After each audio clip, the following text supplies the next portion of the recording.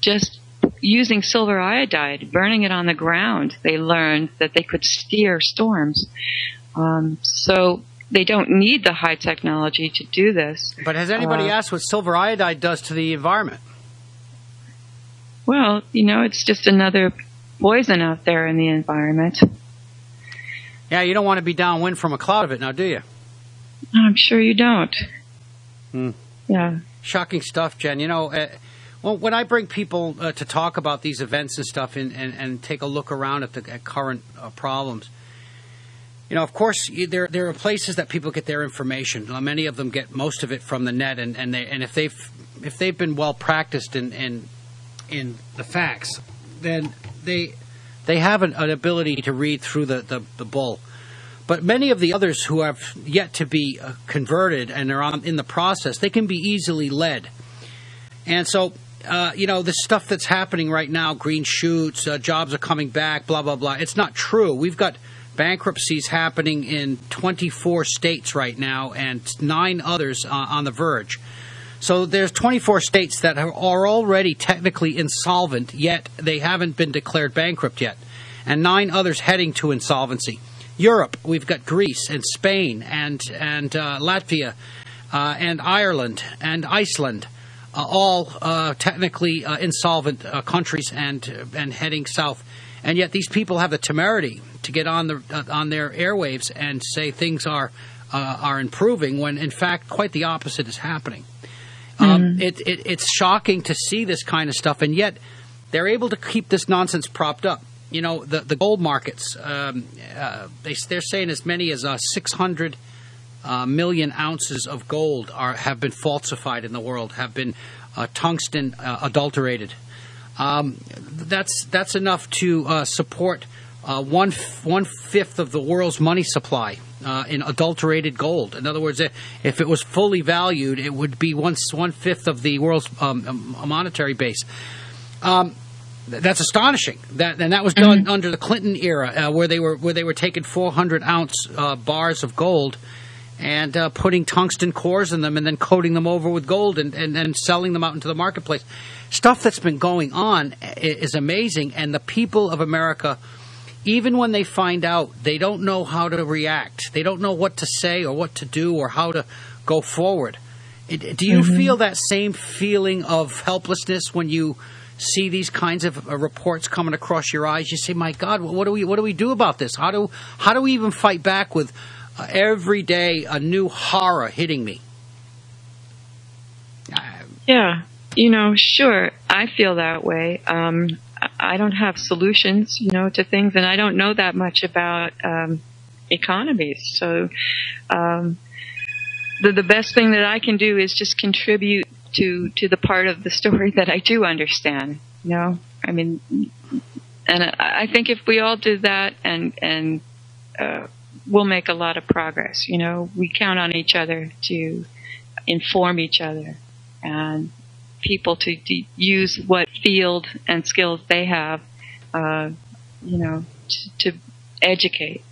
So it's a long process getting educated. It takes years to get through a lot of this material, but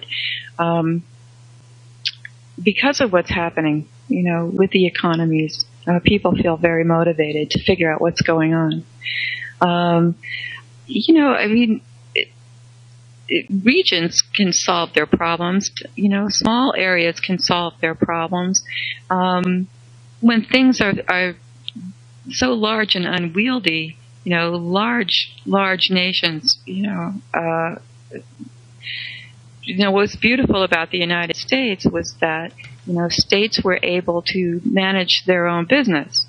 And as the federal has overgrown itself to the point where, it's able to impose all this management onto states, we've just seen the problems grow. So, to me, decentralization, regionalization, back to, letting the states determine, how best to manage their own areas. And we need to do that on a community level. People can do that in their own zones. Well, what I do know is that everywhere where the overriding umbrella system of finance ends up breaking down, bartering systems erupt, and people start talking to one another about doing, private deals for good-to-good trades. And I have a tire for your tractor. Do you have a couple of chickens for my pot?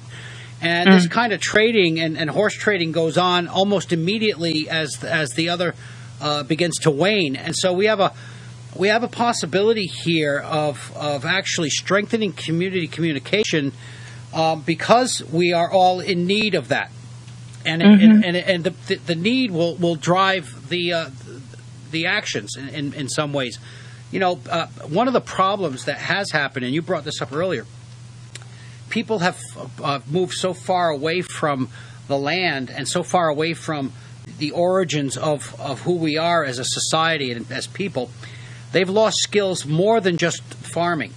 A farmer had skills that were a skill set that is almost unknown or unheard of today. He could be a mechanic for his machines.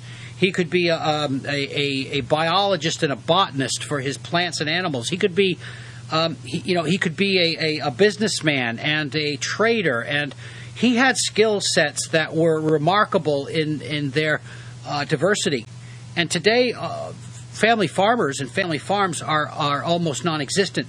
So what we've got is basically, as you said, dependent humans towered up in central cities, dependent on a paycheck either from government sources or from a business that may not exist anymore. And very few skill sets that are really applicable to survival. This is a very, very frightening scenario for a lot of people, especially in inner cities. But in America, it gets even more dicey. Then you add 400 million guns to the mix, and they estimated, I think, 12 or 14 billion bullets. Holy smokes! You start doing that kind of math, and a bunch of knuckleheads with no food or skills, you get that city I was talking about, where the armed robbery rate is going through the roof. Yeah, it's kind of scary. I mean, it smacks of Mad Max, and so what we need to do here is to be proactive about starting to get people to coalesce with the skill sets that can be developed. I mean, we have to start talking to each other. It's a very late hour, and of course, any amount of benefiting you do in these areas is just going to be to the good. Certainly, it won't cure any of the things I just described, but it's certainly way past needed at this point. What do you think? Yes, and I see that going on, actually. I sense that around me, that, people have at least some kind of awareness that this is going on.